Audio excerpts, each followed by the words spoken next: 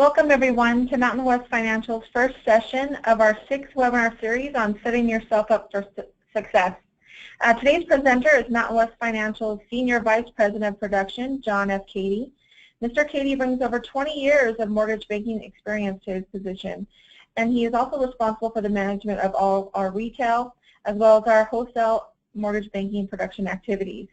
During his career, John has held every production position from loan officer to his current responsibility of SVP of production. We're going to go ahead and get started. And we're going to go over a few little key notes here before. So the tools that are available to you, please know that the lines currently are muted. However, you'll have the opportunity to ask questions through the GoToWebinar control panel. And this is what you see on your screen now.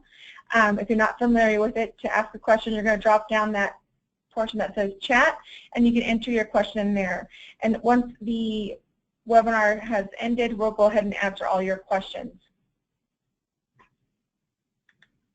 Okay, so we'll go ahead and get started. I'll hand over the controls to John. Good afternoon, everybody. Hope you're all having a good day. And so far, a successful start to 2017. I know it's started out a little bit slower than we were hoping, but you know, we'll. I think when it's all said and done, I think 2017 will actually be a good year. So a couple things we wanted to go over. We're actually going to go over some tools today, some information, some planning, some statistics. We'll go over a few different things. One of the things I was looking at the other day and I kind of wanted to bring to your attention was the NAR numbers. So the National Association of Realtors is projecting 5.56 million homes will be sold in 2017. This is up from 5.21 million in 2016, and this kind of goes along with the MBA's and Fannie's projections of a larger increase in purchase business. This will be the biggest year since 2000, or actually that's wrong. There's a typo right there. It will actually be the biggest year since 2006, not 16. Last year in 2016 we did 5.2. In 2006 we did 6.47 million homes. So we've got a little ways to go, but we're definitely getting there. Now this is the next statistic that's a little, I've seen a couple different reports. Actually, NAR is projecting that almost 78% of homes will actually be needed for that 5.56 million. I've seen everything down to 70%, so I kind of took the lower. But even if you divide those numbers out, it's quite a few. It averages out to about 460,000 sales per month, 15,000 a day, 640 per hour, every day for the rest of the year. So there's no shortage of business. I mean, a lot of us have taken and spent a lot of time doing refis over the last couple of years. Well, most likely that we won't see another huge refi market now. We may. I'm sure we've said that quite a few times over the last couple of years that we were done, and every time the rates had come back down. But let's assume at this point that rates aren't going to come back down for a little long. And then once we get into April, May, June, the projection is 660 sales per month. So a lot of what we're talking about and planning and looking at for this first quarter is really going to determine how your second quarter, when is the part of the busy purchase season. So just a little bit of statistics, and these are probably a surprise for a lot of you. I've talked to a lot of people that think it'll be a really down year. For loan officers that are refi focused, I think it's going to be a really down year. For loan officers that are purchase focused, I think it's actually going to be a really good year. So if you were refi focused, we're going to help you start making that transition over to purchase. So hold on one second. We're just going to pull up a. So one of the things I'm a big believer in is projecting things out. You know, is actually getting out there and starting to look at what we think we're going to do, and really not just letting. You know, one of the things that loan officers have a tendency to do is living by the seat. You know, yeah, perfect. Living by the seat of their pants and just allowing whatever happens to happen. I'm not a huge believer in that. I like to project things out quarterly, 90 days at a time, month by month, because we all have our goals. We all know what we're used to making, and especially loan officers who were heavier refi, I'm sure you've all gotten comfortable with your income the way it is. The last thing we want to do is go backwards. So I'm a big believer in projecting things out. So this is a loan officer projection tool that we use for our, we actually use a little bit different one for our retail, but we are giving it out to you. You'll be able to go right down here to the handouts. The handouts in the bottom corner. So not only will our training schedule, which we'll go over a little later, but both the two tools that we're giving you are going to be here. All you have to do is download them. So this is our loan officer projection tool. Really, we just want you, it's not something you need to ever send back to us. This is something for you to use and just kind of keep yourself accountable. And you'll hear that a lot. You know, a lot of this is about accountability and changing the way we do things. A lot of our phones rang in 2014, 15, 16. This is going to be a much bigger year of going out and getting business, so we have to keep ourselves accountable. So everything in here, everything in yellow is for you to adjust. So I will put John Katie. Average loan amount where I live actually is about $350 now. I'll put where corporate's based, Redland. And let's say I want to make $150,000 a year. Now, some of you on the phone are going, that's not enough, and some of you are going, that's too much. This is purely just a tool, so you're going to put your real numbers in here. And your commission split. Everybody on the phone call makes a different commission split, so we'll just use 120 for right now. So what I'd like you to do, or what the tool is based on, is you actually going through and projecting what your business is going to be like. You know your realtors, you know what you expect, your referral partners, CPAs, financial advisors, networking groups, you know what those are, you know what you expect from those, whether it's purchase units, from a realtor, from a builder, from a referral, or if it's a refi. Now you'll notice the refi section is only one of the four, because again, it's going to be the much smaller piece of your business this year. So let's just go, I expect my realtors to give me 3 units a month, every month. And during those busy spring months, maybe it'll be 4. Okay. I don't work with any builders, but for my referrals, past clients, things of that nature, I get an extra loan a quarter. I hope these numbers are much bigger for you, but I'm just trying to be fair. And I'm going to not shoot at any, I'm not going to say I'm doing any refis right now. So if I do just what's on here, I'll do about $15 million worth of production. So for some people, again, for some people on the phone call, that's nothing. And for other people on the phone call, that might be 2 or 3 times the production you did last year. So again, this is purely for your production, for you to do, so you can hold yourself accountable. If you go down here, there are different tabs across the bottom. The income calculations. So this comes back and shows us, first things first, you projected $150,000, and you projected, I projected $150,000, and I projected $15 million a year, or $15 million for the year 2017. So this actually calculates, and it does ramp up considering what month it is. So according to the volume I put in there, I would actually make $180,000.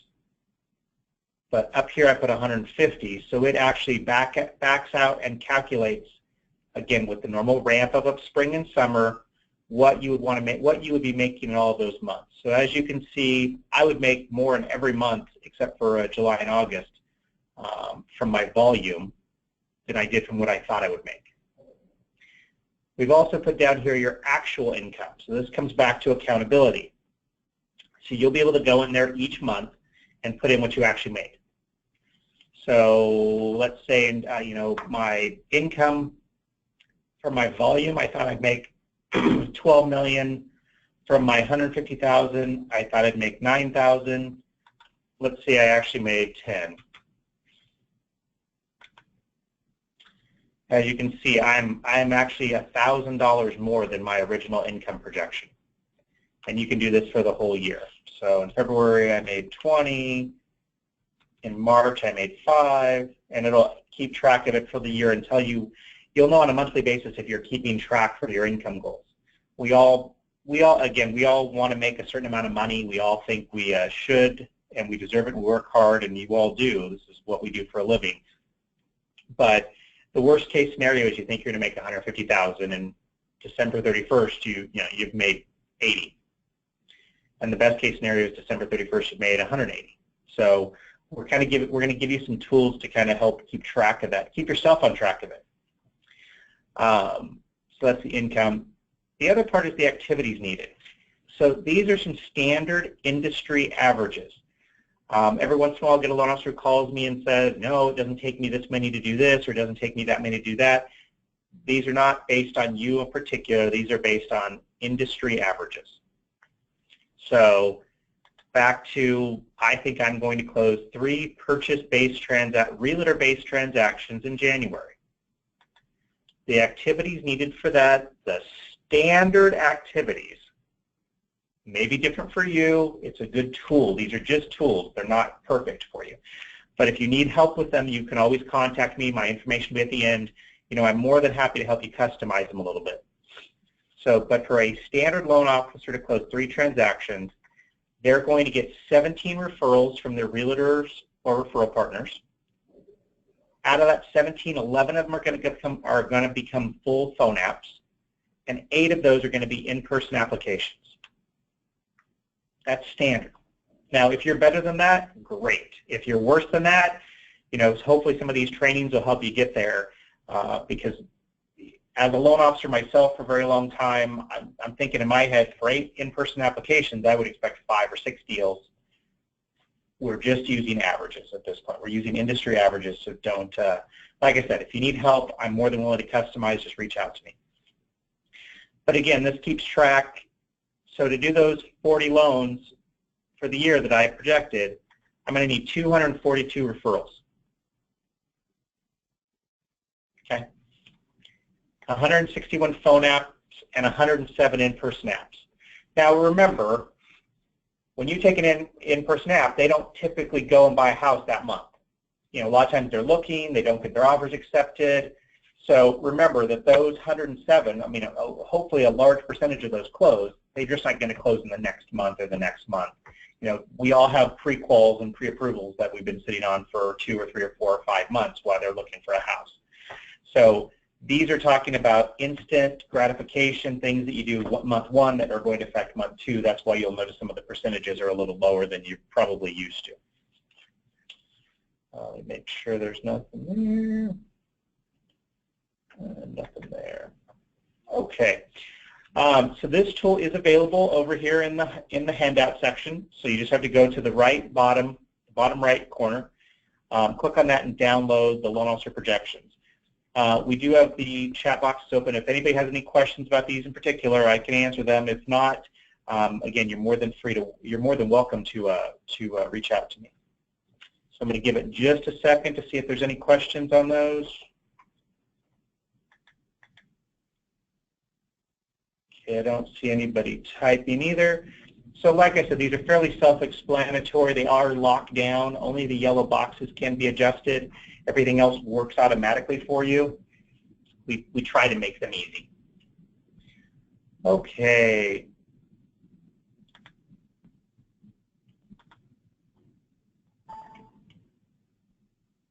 Okay, so we got through that. As we said before, any customization, anything I can help you with, please reach out to me. Some other things we're going to talk about, and we're going to get into accountability pieces. We're going to get into tools. This is part of our training as we really want to get back out there. We want to help you guys, especially the loan officers who are not heavy purchase. We want to really start getting you focused towards that because that's where the market's going to be for the next couple of years.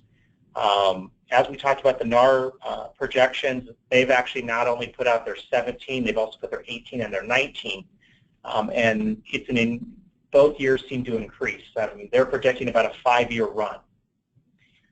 This means values continuing to increase, purchase markets continuing to increase, and they're seeing it pretty much across the board. There weren't any major markets that I saw that they expected a decline, with the exception of San Francisco. San Francisco, they were expecting it to be flat. and a lot more movers outside of it. So some of the markets around, but other than that, most of the markets stayed fairly flat. So here are some of the statistics I hear all the time. I talk to loan officers who are always looking to reinvent the wheel. You know, they don't want to pick up a phone, they don't want to do this, they want to send out marketing, or they want to send out LinkedIn, or they want to do everything else but do the hard stuff. So here's some great statistics. You know, everything we do is focused on getting us in front of a realtor or a borrower. That's what we do. We're salespeople. It's what we get compensated for. So for every email or marketing piece that you send out, you will get 1 out of every 1,000 pieces you send out will turn into a loan. Now again, these are standard industry averages. You may be a little different, but you're going to be relatively close. So 1 out of 1,000. So I talk to people all the time that, you know, I'm going to send out 10,000 marketing pieces, or I'm going to send out this, or I'm going to send out that. Well, in a normal market, you're going to get 1 out of 1,000. Phone calls. If I pick up the phone and I call a realtor out of the blue, they don't know me, they don't know anything about me, I don't know them, we don't have a relationship, we don't have any mutual friends, my chance of getting a loan is 1 in 100. So every 100 phone calls I make, I will get a loan. Now for some of you, some people can bust out 100 phone calls in a day. I can't. I talk way too much, if you haven't already figured that out. But it's only a piece of it. And the in-person meeting, if you can actually make that phone call to the realtor, get them to meet you in person, you have a 1 in 7 shot of getting a loan. Then it all comes down to you. What you do, how you talk to them, what relationship you build. But I'm not saying you shouldn't do any of these. These should all be pieces of your marketing plan. They should all be pieces of building your production. But you cannot focus on, well, you could focus specifically on the in-person meetings, but you got to do the phone calls to get the in-person meetings, and some of you have to do the emails and marketing pieces to get the phone calls. So, but rarely do people actually pay attention to what, you know, I'll get people all the time, I'm going to send out 100 pieces, I think I'll get 5 or 6 loans. Well, that's not the way it works. So I just kind of wanted to give you the base numbers. Some of you are going to be better than others. We're talking industry averages, but these are the numbers. Any questions on that? I doubt there's many of these are pretty self-explanatory. I don't think there's anything really outside the box with those. Just want to make sure. Okay. Now we're going to pull up another tool. Give us 1 second. Hold on. Angela's going to help me because apparently I'm computer illiterate today.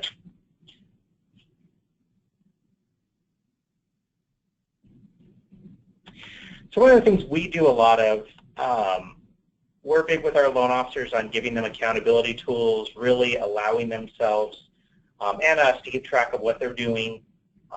But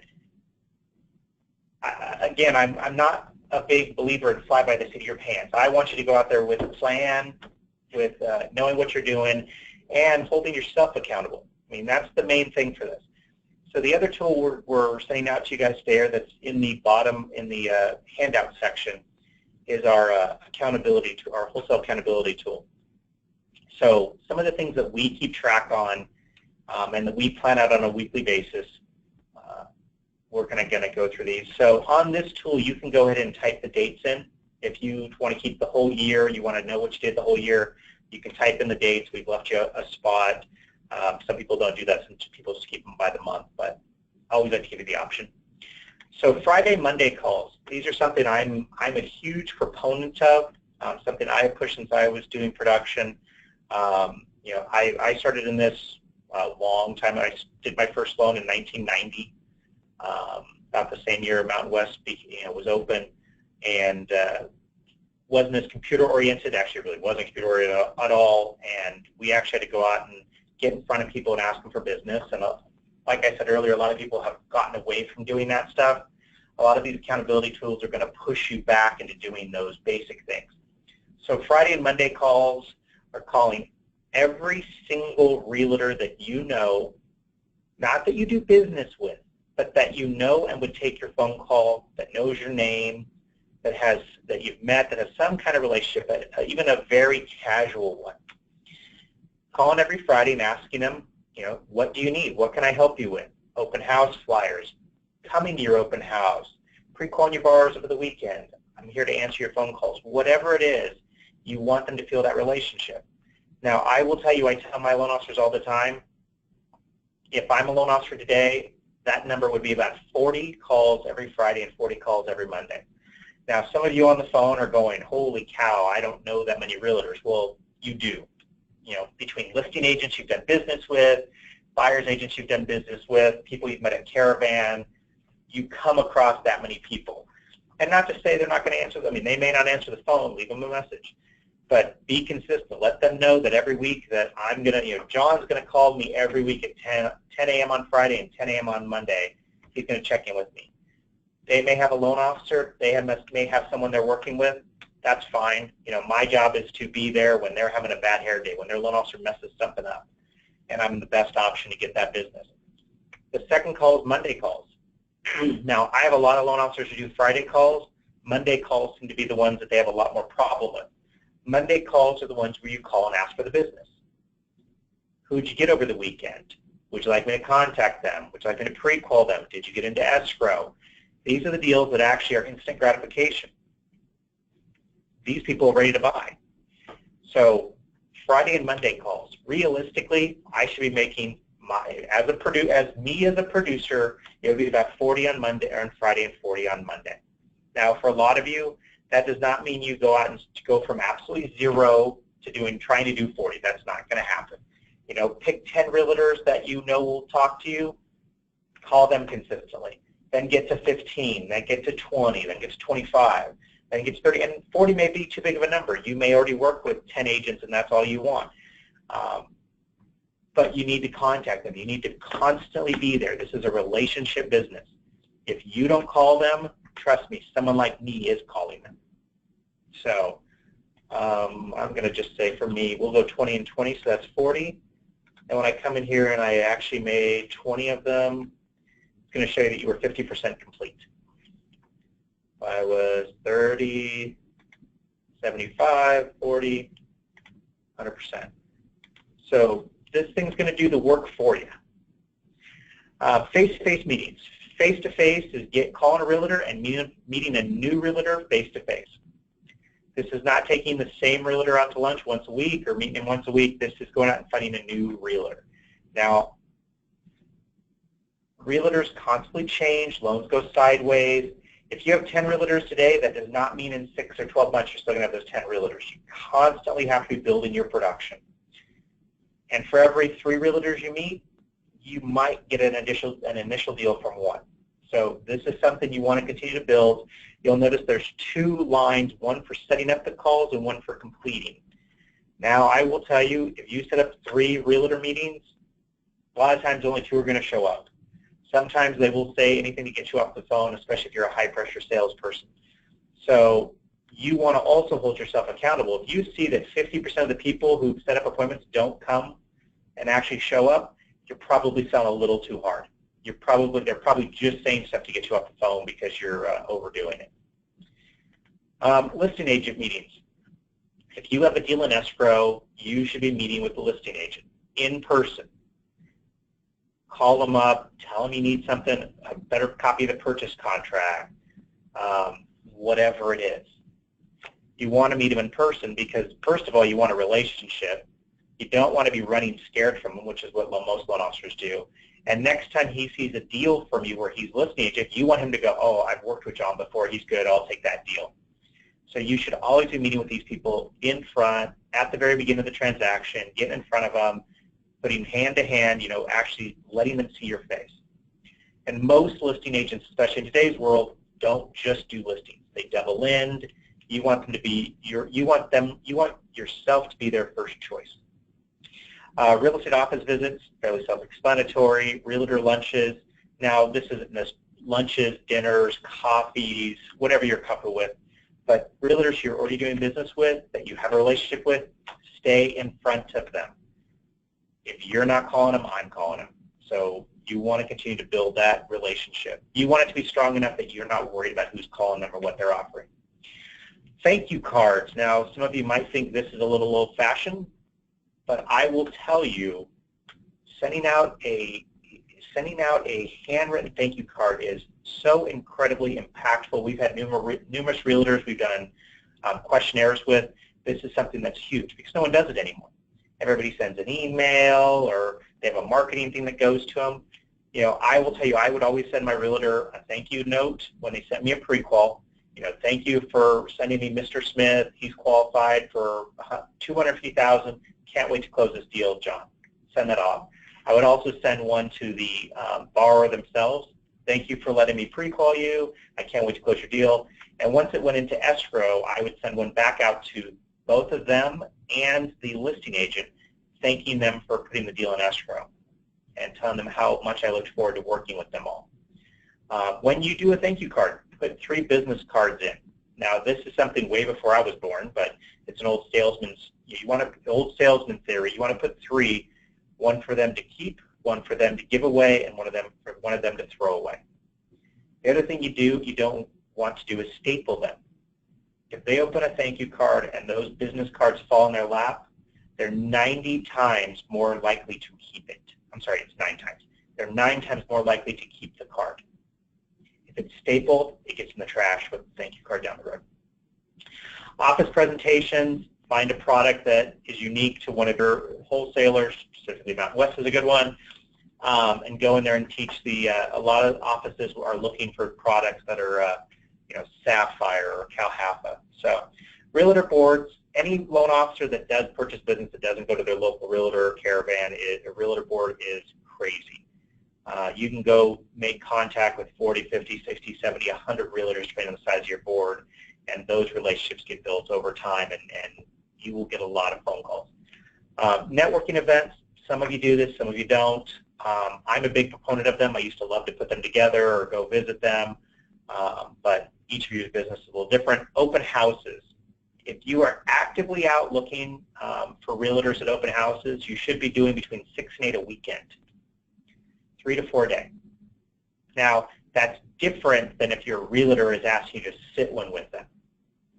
This is if you're just cold calling on them and you're trying to get business, you're going to go to different ones within a market and look and meet the realtors.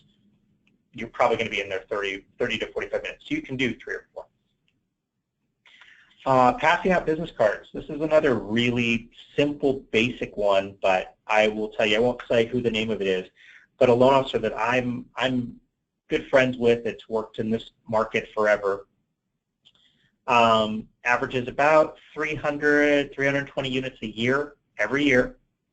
The only thing he does is pass out 100 business cards every day, Monday through Friday. He's an ex-military person, very, very diligent, and I mean, he has a schedule that he keeps, but he passes out 100 business cards. Now, I'm not recommending anybody on this phone call do that, because I will tell you, I tried to do 50, and that was really hard. But you know, every time you meet someone that you're not putting a business card in their hand, that makes it that much more difficult to find you, to contact you, and the less likely you are to get business from them. Entering names into a CRM. If you do not have a CRM, a client retention manager, you are crazy. You want to market your past clients. You want to stay in front of them. You want recommendations from them. You really want to get in front of them. You want your name to constantly be out there. So if you don't have one, you should get one.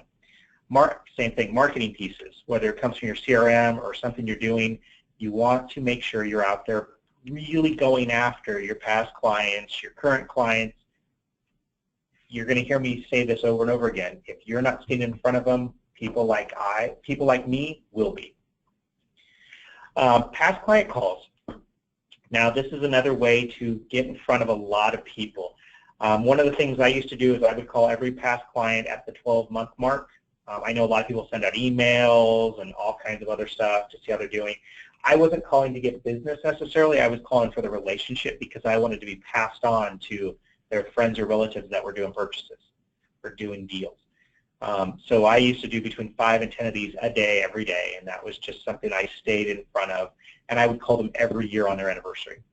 And I would call them at work, not at home. Now, this is a big difference from a lot of you. I wanted to call them where people were around them. You know, most of us at work have a lot of people around us. You know, the best thing you can be is, oh, I remember when I did. John was great when I did my loan. You know what? Let me have you talk to someone else who's having a really hard time getting their loan through. You know, that's a great handoff. Nothing better than that kind of recommendation. So If you're not staying in front of them, people like me will be. And pre-quals. This one you'll rarely see on accountability tools. Most people don't plan this far out, but you should be looking and you should be projecting out how many pre-quals you're getting. As you do these other items, you should have an idea. If I do this many calls, if I meet this many new realtors, I should be getting at least 3, 5, 7, 10, 15 pre-quals a week. If I'm not, what am I doing wrong? What did I do wrong? Why aren't I getting them? And never be afraid to ask your realtors. If you have a relationship with a realtor that you believe is strong and you believe you get their business, if you're not seeing anything, pick up the phone and call. This is a relationship business. It goes both ways. We're partners in this. So you want to make sure you're staying in front of them. One of the best things I heard was you want to be a partner, not a vendor. The guy who just drops something on their desk or sends them an email occasionally, that's a vendor. The guy who's out there breaking bread with them, talking to them, knows about their kids, their wife, their family, their business, that's a partner. So that's what we all strive for. So as you can see, we have week 1, week 2, week 3, week 4. You can go through here. You can also down here, you may have a different goal. You may do something that we didn't think of or that we don't keep track of. These are all customizable. So you can keep up to 4 of your own goals, and it will keep track of them just like what we did with the ones we put up here. And then at the end of the month, you'll be able to go through, and everything that you put in the week 1 through 4 actually keeps track. So for example, we'll do 20. So as you can see, for Friday, Monday calls, I did 50% of what I was going to project. So it'll actually keep track of the 4 weeks and combine them. So at the end of each month, you can sit down and go, okay, well, I thought I was going to do 200 Friday, Monday calls. I only did 15 of them. Now I know why I'm so dead in March and April. I only sent out this many thank you cards, or I only put this many people into my CRM, or I only did this many caravans. So you're not trying to impress anybody with these numbers. These numbers are about holding yourself accountable and understanding what your business is based on, because everybody on the call is a little different. We all get our business a different way. We all relate to people a different way. This is just a tool that's designed to help you keep track of what you're doing. Now, what we did do is we did put some just projections of what a typical targeted week goals would be. I tried to not go too overboard, to be honest. I tried to keep them kind of safe. So Friday, Monday calls, 20 a week. New realtors, 3 with 2 meeting actual 2. 1 office visit, 1 realtor lunch, 20 thank you cards, visiting 1 board, 1 network event, 6 open houses, 25 business cards, 15 names in the CRM, 5 past clients, and 5 pre-calls a week. So if we go back to our other loan officer tool, if we do 5 pre-calls a week, 20 pre-calls a month, does that get us to our 3 loans? Actually, it doesn't. We'd have to do 32. So these tools will work in conjunction with each other. You'll go, ooh, well, I want to do this many loans, but my activities are not going to get me there. So that was kind of it. Hold on, someone asked a question. Give me 1 sec. Okay, hold on. I'm having computer problems again. Oh, it's that one. So how many homes are projected to be sold in SoCal? Actually, I don't know. I didn't get specifics to, actually I did. I did not bring those to this meeting, I apologize. We have people from all over the 10 western states, so I wasn't pulling any numbers specifically for those areas. But if you want to, at the end of the call, my contact information will be there. If you want to reach out to me, I can give you some projections to the best of what I have. Okay, so that's kind of this. Go back.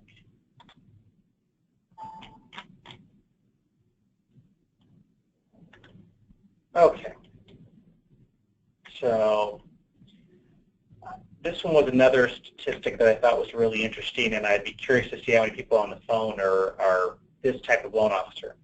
So the average LO spends 80% of their time processing their own loans. That's an industry average. Now, I will tell you, you should be spending 80% of your time prospecting for new loans. If you do the loan the beginning, if you put your loan together at the beginning correctly, you should not be spending 80% of your time. So this statistic I thought was crazy, to be honest. I as a loan officer who used to close 30 loans a month, I can't even imagine spending that kind of time processing their loans. But a lot of people are control freaks. A lot of people turn in loans that are not necessarily the most complete, so they're constantly trying to get stuff from their borrowers. But this is something you might want to talk to your managers. This is something, if you are anywhere near this, if you're spending more than 20% of your time processing your loans, hopefully some of the accountability and the ways we're pointing you will get you away from that. But again, I just thought it was a very interesting statistic. Okay, kind of the last thing we're going to talk about, or I'm going to talk about anyway, is a 90-day business plan. Now, these are, what's a business plan? What's a 90-day business plan? In a nutshell, it's a one-page plan focused on a number one thing that, if accomplished, would have the greatest impact on your business, your money, or your life. Fairly basic. So how these work.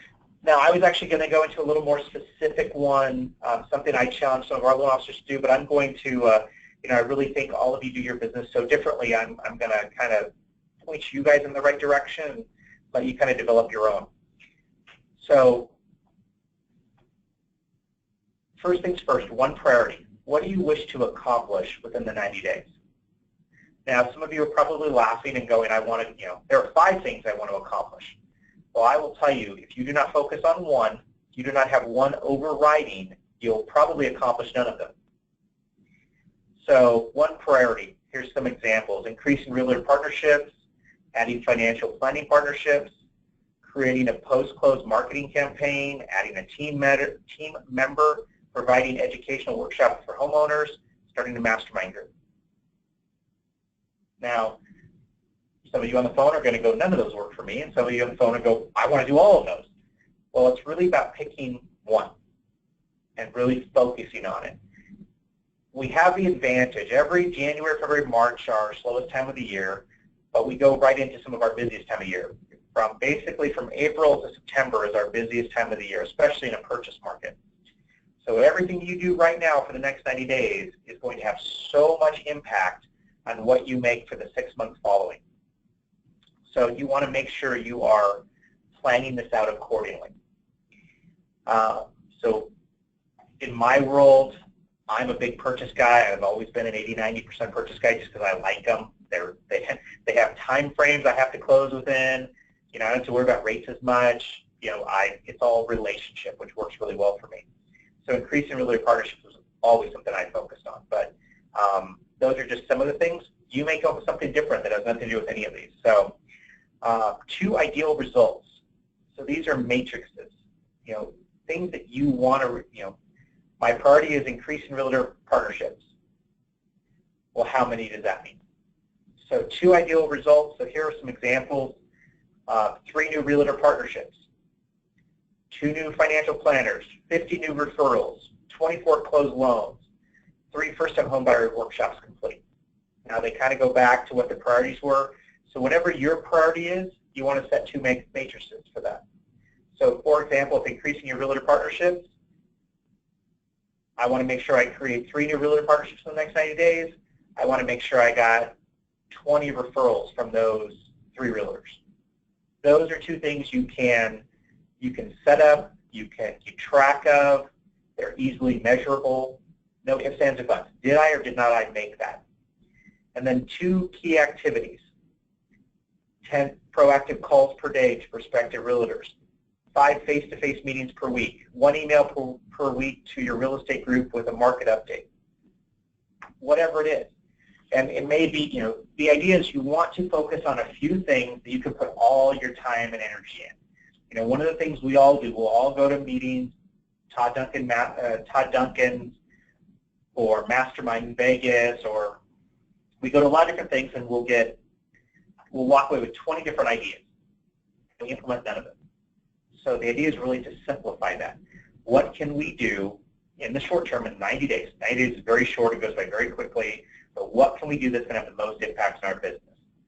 So as one is, 1 priority, 2 results, 2 key activities. Very basic. At the end of that 90 days, you sit down and you go the next 90 days.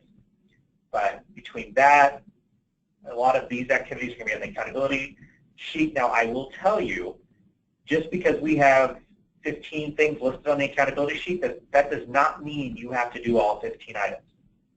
Pick 2, 3, 4, whatever you're comfortable with.